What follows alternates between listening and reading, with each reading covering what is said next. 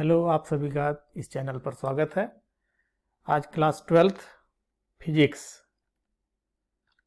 और code 346 GF इसका complete solution जो है आपके लिए लेकर के आए हैं। ये है कोड 346 GF क्लास 12th 2022 का पेपर है ये फिजिक्स का। अब इसमें जो है आप ये देखेंगे कि इस प्रश्न पत्र में कुल 5 खंड होते हैं। खंड अ, ब, स, द और य। अ बहुविकल्पी होता है, ब अति लघुत्तरी 1 नंबर, स लघुत्तरी 1 नंबर और 2 नंबर, और ये द जो है लघु उत्तरीय सेकेंड प्रकार का होता है। मतलब इसके आंसर कुछ आपको बड़े लिखने होते हैं। ये 3 नंबर का होता है जिसमें कुछ डिस्क्रिप्टिव टाइप के और कुछ डेरिवेशन होंगे। यह विस्तृत उत्तरीय होता है और यह 5 अंक का होता है।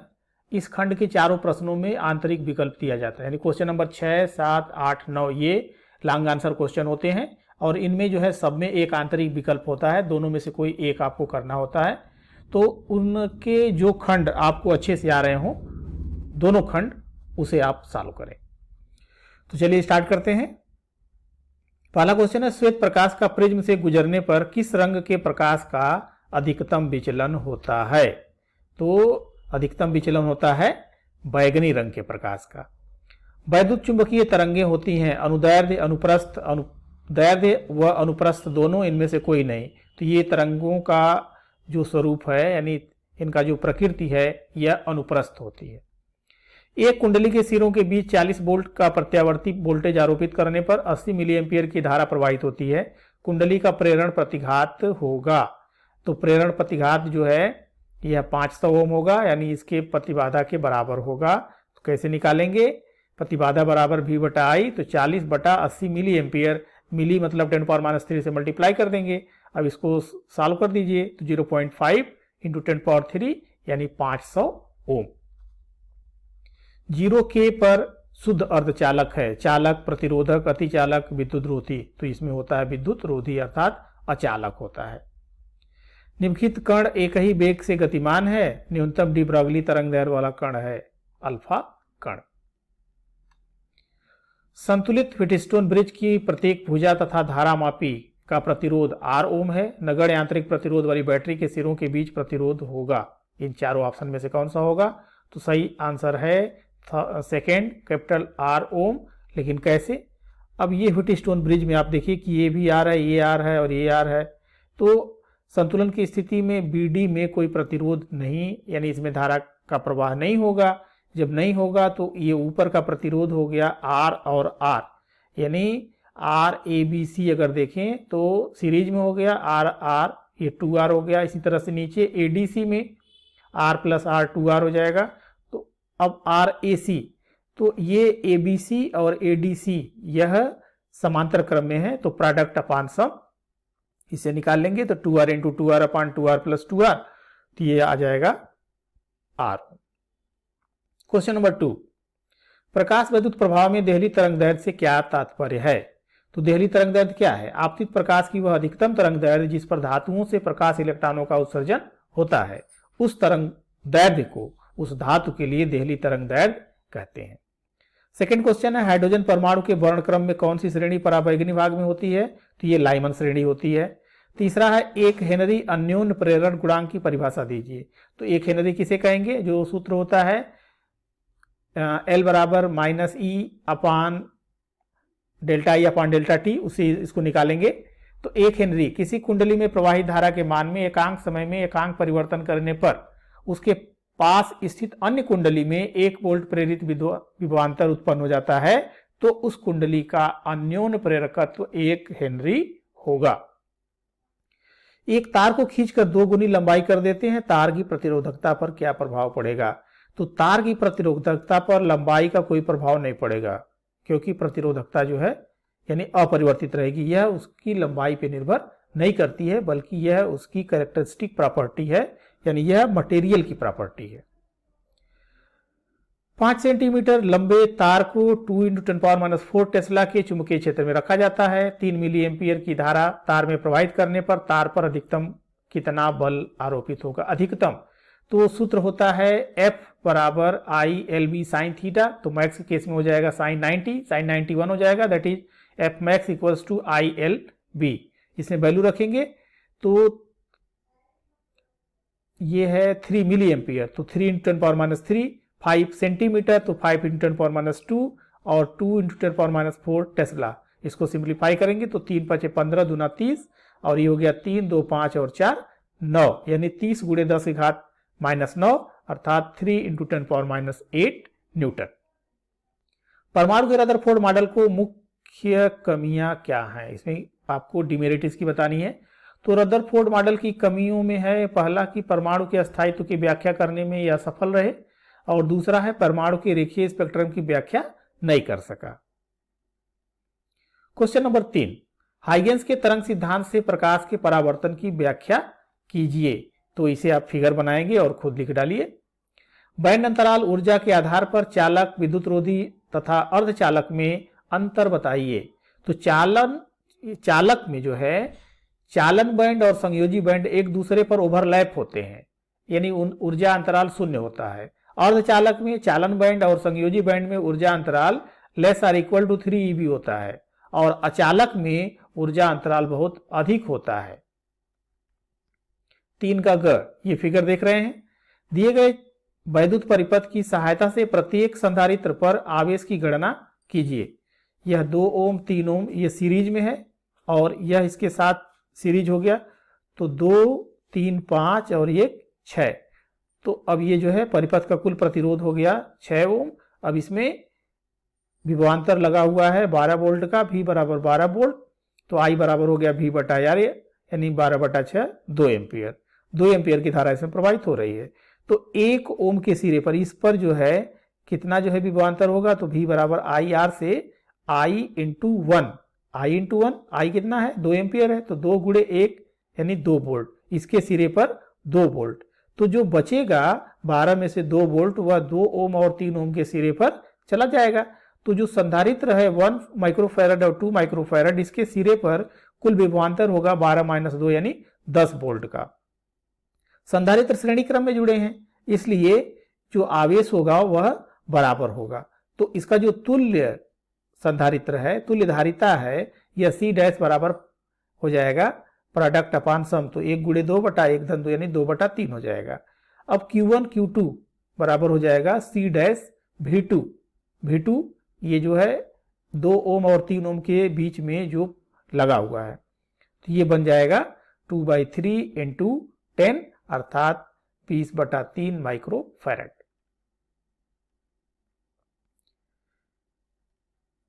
उसके बाद है क्वेश्चन नंबर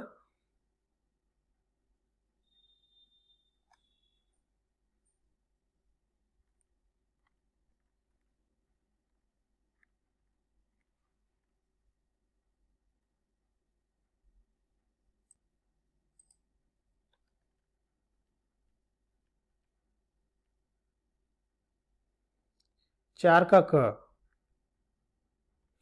3 का घ बचा हुआ है। परावर्ती दूरदर्शी का नामांकित चित्र, ये चित्र बनाना है। अब इस चित्र में आप देखिए कि जो AB है यह वस्तु है, M1 अवतल दर्पण है, और यहाँ पर ये समतल दर्पण है, और ये नेत्र में, नेत्रिका में प्रकाश यहाँ से पहुंचता है। व्हीटस्टोन ब्रिज का सिद्धांत, तो क्या सिद्धांत है? 4 प्रतिरोधों को अगर इस प्रकार जोड़ा जाए कि वे समांतर चतुर्भुज की भुजाओं से प्रदर्शित हों, तो संतुलित अवस्था में किन्हीं 2 संलग्न भुजाओं के प्रतिरोधों का अनुपात शेष 2 संलग्न भुजाओं के अनुपात के बराबर होता है, यानी P/Q बराबर R/S। अब इसे प्रूफ भी करना है। तो देखिए इस फिगर में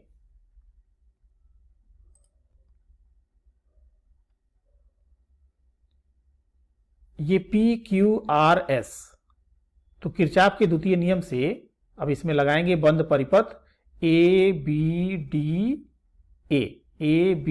इसमें लगा देंगे तो यह आ जाएगा I1P + IgG - I2R बराबर 0। इसी प्रकार से इस परिपथ में हो जाएगा BCDB में, ये बन जाएगा।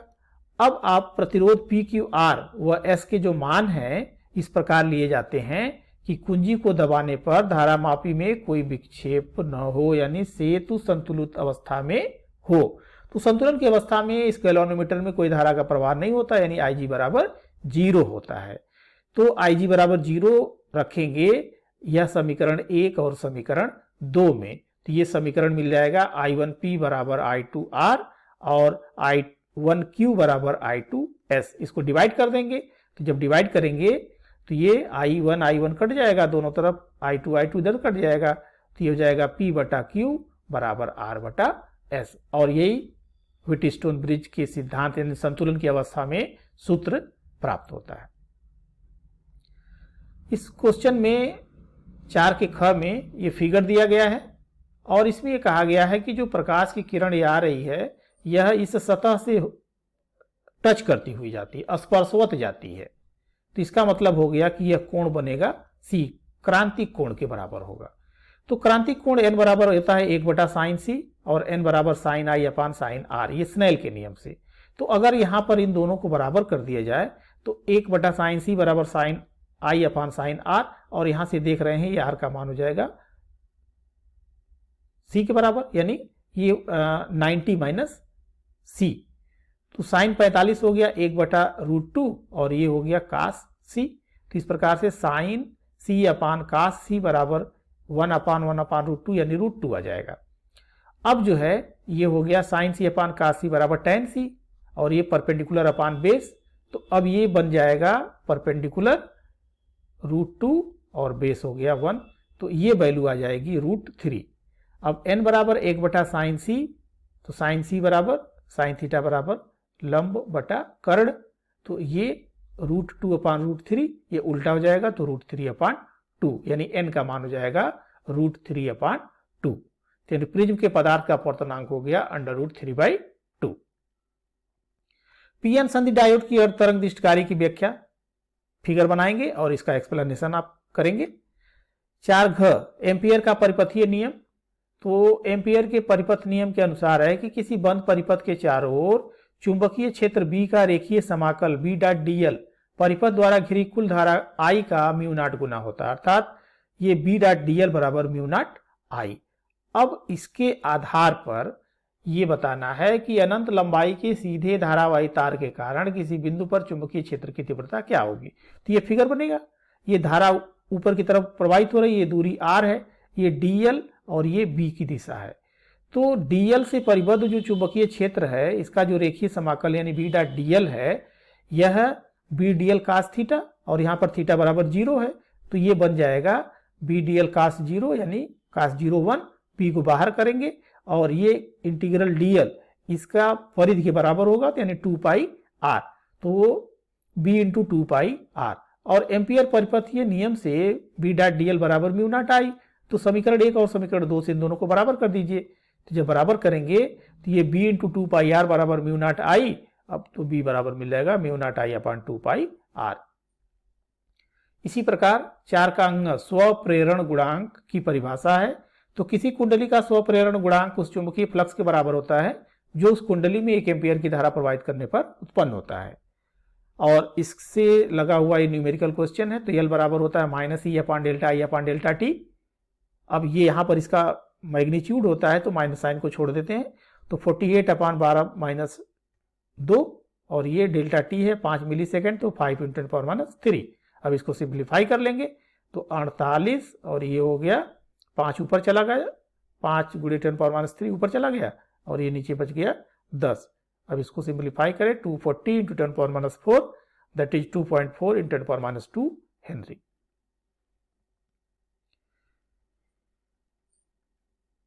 क्वेश्चन नंबर 5 का क 1.5 अपवर्तनांक वाले एक समतल अवतल लेंस के अवतल पृष्ठ की वक्रता त्रिज्या 10 सेंटीमीटर है। 1.6 अपवर्तनांक वाले द्रव में लेंस को डुबाने पर इसकी फोकस दूरी तथा प्रकृति क्या होगी। तो ANG दिया है 1.5, ANL दिया है 1.6, R1 -10 और R2 इनफाइनाइट अनंत है। तो अब LNG जो होगा वह ANG अपान ANL के बराबर होगा। तो 1.5 बटा 1.6 यानी 15/16 दशमलव हटा देंगे। 1/f बराबर LNG -1, 1 अपान R1 -1 अपान R2 वैल्यू पुट करते हैं। तो LNG का मान है 15/16, तो 15/16 -1 और इधर हो गया 1 बटा -10 और ये -1 अपान इन्फिनिटी, ये तो वैल्यू 1/∞ ये 0 हो गया, और ये इस प्रकार 1/f इक्वल्स टू 15 - 16/16, और ये 1/-10, इसको सिंप्लीफाई कर लेंगे तो 1/160, तो f बराबर मिल जाएगा 160 सेंटीमीटर। अब ये फोकस दूरी जो है ये धनात्मक है, तो फोकस दूरी धनात्मक मिली, इसका मतलब हो गया कि जो लेंस है यह उत्तल लेंस की तरह से व्यवहार करेगा। 5 का ख, प्रकाश का विवर्तन क्या है? एकल झिर्री की सहायता से विवर्तन प्रतिरूप में केंद्रीय उच्चिष्ट की कोणीय चौड़ाई का सूत्र ज्ञात कीजिए। तो इसमें 1 नंबर का होगा प्रकाश का विवर्तन परिभाषा, और 2 नंबर का ही होगा डेरिवेशन। तो विवर्तन की परिभाषा क्या है कि प्रकाश का रेखीय मार्ग से किसी अवरोध द्वारा विचलन अथवा छिद्र के तीव्र किनारों से मुड़ जाने की घटना को प्रकाश का विवर्तन कहते हैं। ये जो है केंद्रीय उच्चिष्ट की कोणीय चौड़ाई के लिए जो सूत्र का निगमन है उसके लिए फिगर है, और इस फिगर यानी चित्र की सहायता से आपको डिराइव करना है। तो यहाँ पर त्रिभुज ए बी के में साइन थीटा बराबर हो जाएगा लंब बटा कर्ण, तो बी के अपान ए बी, तो बी के बराबर A B sine theta, A B का मान डी है तो डी साइन थीटा मिल जाएगा।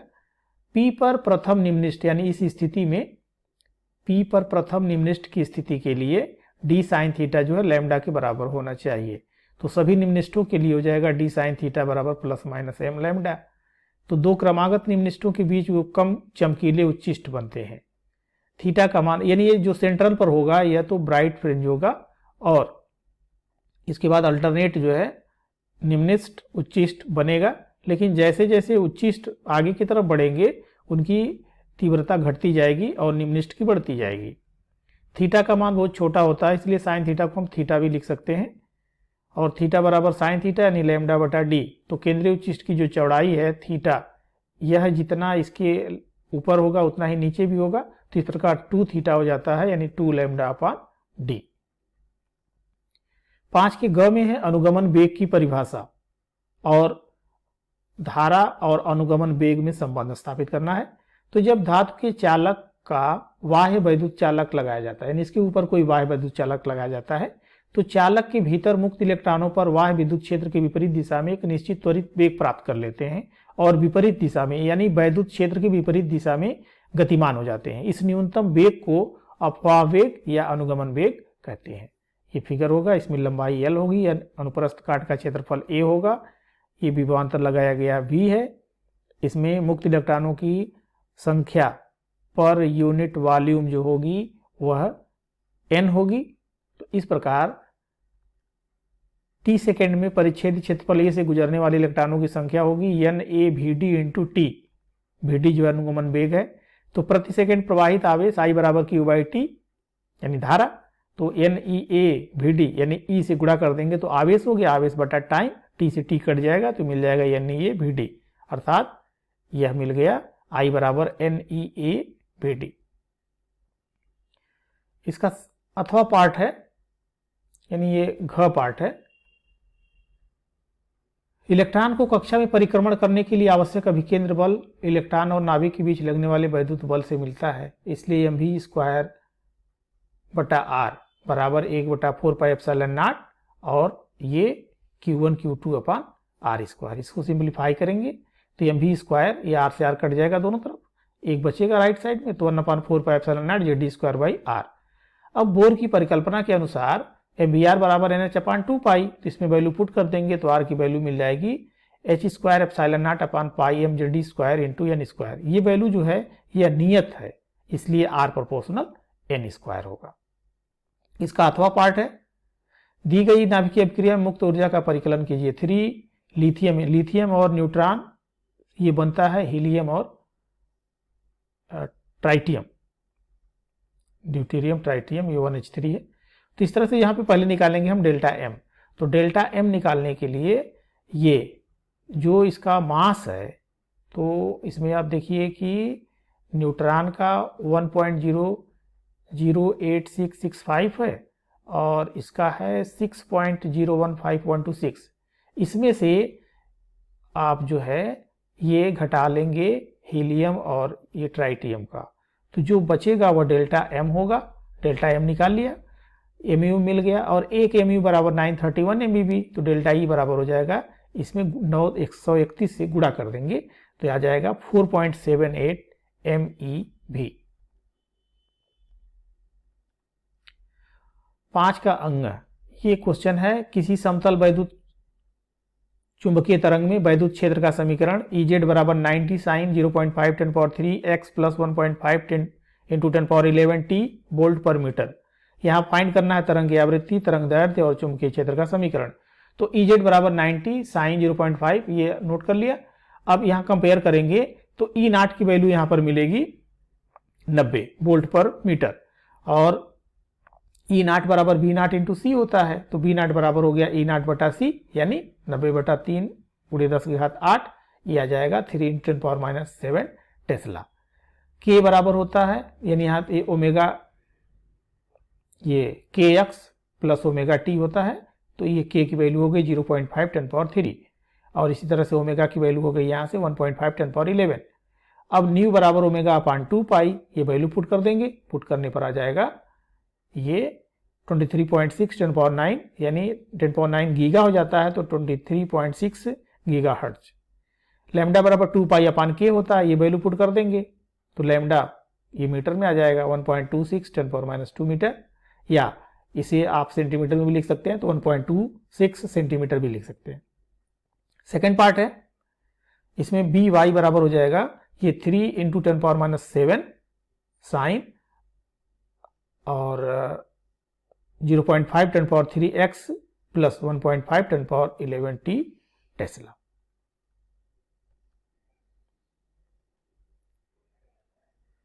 Question number 6। अब 6 में ये जो फिगर देख रहे हैं 4 वोल्ट और ये 8 वोल्ट, ये 4.5 और ये 3 और ये 6 ओम। अब इसको सिंप्लीफाई करेंगे तो सबसे पहले निकाल लेंगे इसका तुल्य प्रतिरोध, तो ये प्रतिरोध जो है टोटल आ जाएगा 6.5 ओम। आई मिल जाएगा, E2 माइनस E1 दोनों की पोलरिटी डिफरेंट है, इसलिए माइनस हो जाएगा, तो ये आ जाएगा 0.5 एम्पियर। अब ये 4.5 ओम के सिरे पर जो विभवांतर होगा I इंटू आर से, ये 2.25, तो 4.5 ओम में धारा हो जाएगी 0.5 एम्पियर। 6 ओम और 3 ओम के संयोजन पर जो विभवांतर होगा यह 1 वोल्ट का हो जाएगा, तो 3 ओम में धारा हो जाएगी V2 अपान रजिस्टेंस यानी 1/3, 6 ओम में हो जाएगा 1/6, और E1 के सिरे की वोल्टता E1 माइनस आई आर होता है, लेकिन धारा विपरीत दिशा में प्रवाहित हो रही है, इसलिए ये माइनस साइन अंदर भी लग जाएगा, तो ये प्लस हो जाएगा, तो यहाँ पे आ जाएगा ये 4.25 वोल्ट। इसका अगला पार्ट है विशिष्ट प्रतिरोध की परिभाषा, ये परिभाषा लिख देंगे, इसका मात्रक ओम इंटू मीटर होता है। इसके बाद न्यूमेरिकल क्वेश्चन है, L1 20 सेंटीमीटर है और इसको 5% बढ़ा दिया जाता है तो प्रतिरोध में कितना अंतर आएगा, तो ये है L2 बराबर हो जाएगा 20 प्लस इसका परसेंट, तो 25/100 × 20, ये 5 आ जाएगा 25 सेंटीमीटर। अब R2 अपान R1 बराबर L2 अपान L1 का स्क्वायर, ये 25/20 का स्क्वायर, तो 5 × 5 = 25, 5 × 4 = 20, फिर स्क्वायर कर देंगे तो यह जाएगा 5 × 5 = 25 और ये 16। परसेंटेज वृद्धि, तो इसके लिए सूत्र होता है -1 × 100 कर दीजिए दोनों तरफ, तो ये बन जाएगा 56.25%। ये बहुत ही इंपॉर्टेंट क्वेश्चन जो कि अधिकतर पूछा जाता है। इसमें दिया गया है कि 2 समानांतर धारावाही तारों के बीच लगने वाले बल के लिए सूत्र ज्ञात करना है और एम्पियर की परिभाषा। तो ये धारा I1 I2 दोनों प्रवाहित हो रही है, पहले के कारण दूसरे पर जो चुंबकीय क्षेत्र होगा V1 μ0 I1 अपान 2 पाई r होगा, और इसके कारण इस पर जो बल लगेगा F बराबर ILB, ये सूत्र लगा देंगे, और इसकी दिशा जो होगी यह देख रहे होंगे कि यह अंदर की तरफ होगी। इसी तरह से इस दूसरे वाले तार I2 धारा के कारण पहले वाले पर जो होगा B का मान वो B2, तो μ0 I2 अपान 2 पाई r, और अब तार पर लगने वाला जो बल है ये निकालेंगे F बराबर, तो इसमें जो बल लग रहा है यह I1 into L into B2, तो ये वैल्यू रख देंगे तो यह आ जाएगा। तो इस तरह से तार पर जो लगने वाला एकाग्र लंबाई पर बल है यह F/L बराबर μ0 अपान 2 पाई I1 I2 अपान r, और इसी सूत्र की सहायता से हम जो है एम्पियर की परिभाषा निकालते हैं। तो F/L बराबर ये जो सूत्र है, इसमें अगर r बराबर 1 मीटर I1 I2 को अगर I मान लें तो एफ बटा एल बराबर म्यू नॉट अपान 2 पाई, तो ये वैल्यू आ जाती है 2 × 10⁻⁷ न्यूटन पर मीटर। तो अब ये कहा जाता है कि एकांक दूरी पर रखे दो तारों के बीच लगने वाला एकांक लंबाई पर बल 2 × 10⁻⁷ न्यूटन पर मीटर हो तो दोनों तारों में बहने वाली जो धारा है वह 1 एम्पियर होगी। अब ये इसका न्यूमेरिकल पार्ट है अथवा पार्ट है। ये दिया गया है आर का मान, एल का मान और ये सी का मान, तो इसको निकाल लेंगे। एक्सएल बराबर होता है ओमेगा इंटू एल, ये दिया गया है 20 ओम आ जाएगा। एक्ससी बराबर 1/ओमेगा सी, ये निकाल लेंगे 500 ओम आ जाएगा। अनुनादी आवृत्ति 1 बराबर 1/2 पाई अंडर एल सी, तो ये वैल्यू पुट करेंगे और इसको सिंप्लीफाई करेंगे तो 796.2 हर्ट्ज। अनुनाद की स्थिति में परिपथ की प्रतिबाधा तो Z बराबर R होगा और R का मान होगा 1000 ओम यानी 1 किलो ओम।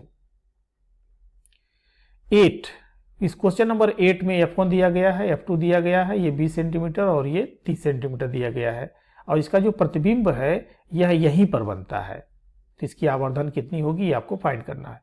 तो U1 हो गया -20 सेंटीमीटर, 1/F1 बराबर 1/V1 माइनस 1/U1, ये सूत्र लगा देंगे तो इससे 1/V1 फाइंड करेंगे तो यह जाएगा 1/20, तो V1 बराबर 20 सेंटीमीटर। इसी तरह से U2 जो है ये 30 सेंटीमीटर है, तो 30 में से 20 घट जाएगा तो -10 सेंटीमीटर।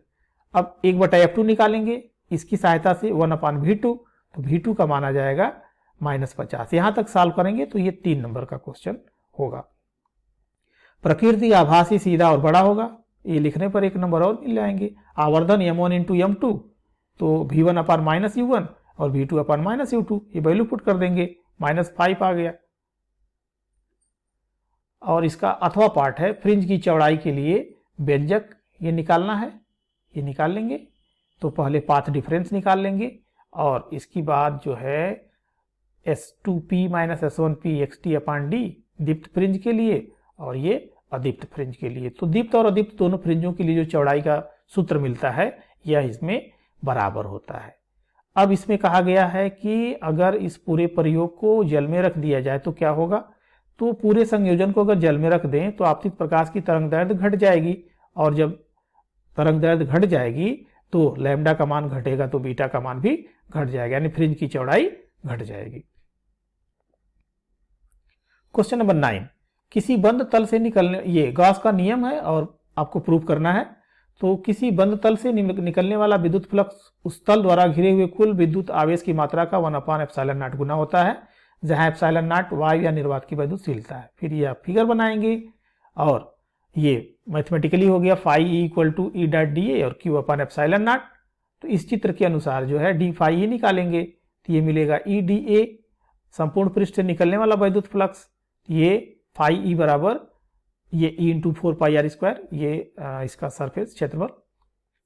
तो गॉस के नियम से संपूर्ण पृष्ठ से निकलने वाला विद्युत फ्लक्स जो होगा phi बराबर Q/ε0, इन दोनों को बराबर कर दीजिए तो E का मान आ गया 1/4πε0 Q/r²।